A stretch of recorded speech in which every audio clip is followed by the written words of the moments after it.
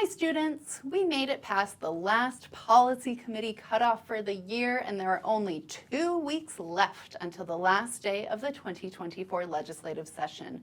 This week we're talking about budgets, so let's dive right in.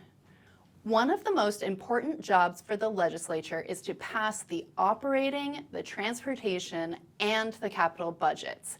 Each of these budgets has different sources of revenue that are dedicated funding streams for what each of the budgets does.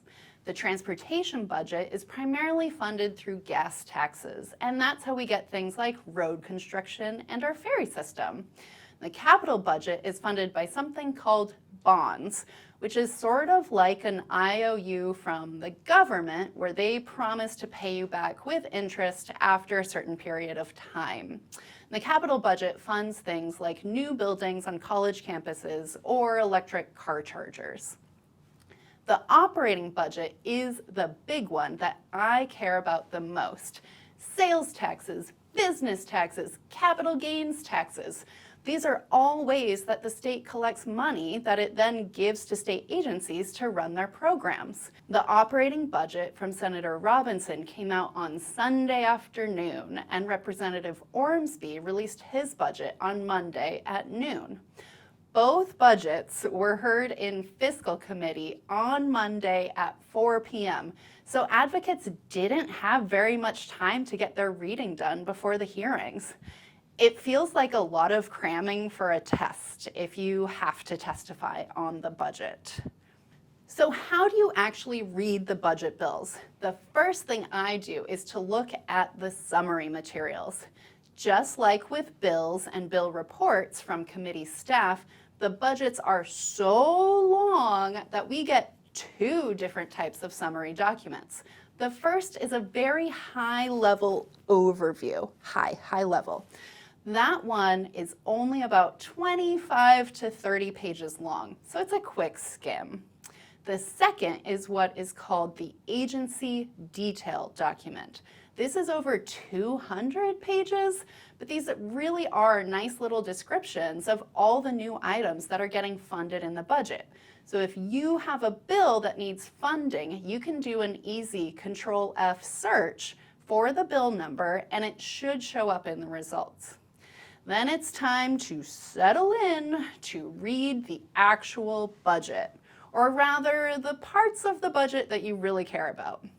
In a supplemental year, the agency details aren't going to tell you if something that was funded last year was changed this year.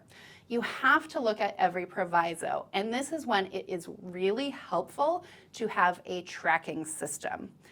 Each state agency has a specific section of the budget. For instance, you can find all of the provisos for the Department of Fish and Wildlife in Section 308. Now, a proviso is a specific amount of funding for a specific purpose. The provisos fund the work that the bill says the state agencies are supposed to do, and the fiscal notes are supposed to help budget writers figure out how much money to give everyone. Sometimes legislators decide to put in less funding than what was in the fiscal note, and state agencies don't love that, at all. Remember, the Environmental Crimes Bill doesn't have a fiscal impact, so we won't see a proviso for it in the budget. If the REWRAP Act were still moving, we would see provisos for each state agency that said they would need funding per the fiscal note. One thing that could have happened with the Beaver bill is even though the bill died, maybe Senator Solomon really wanted Fish and Wildlife to count how many beavers there are in the state.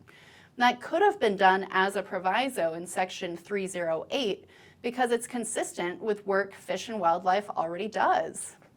Bringing in a small piece is okay, but the whole bill would be brand new policy, which is not what the budget is for. Both fiscal committees took executive action on the budgets on Wednesday. So next week, we'll talk about what happens between now and sine die, aka the last day of session. So keep those questions coming and see you next time.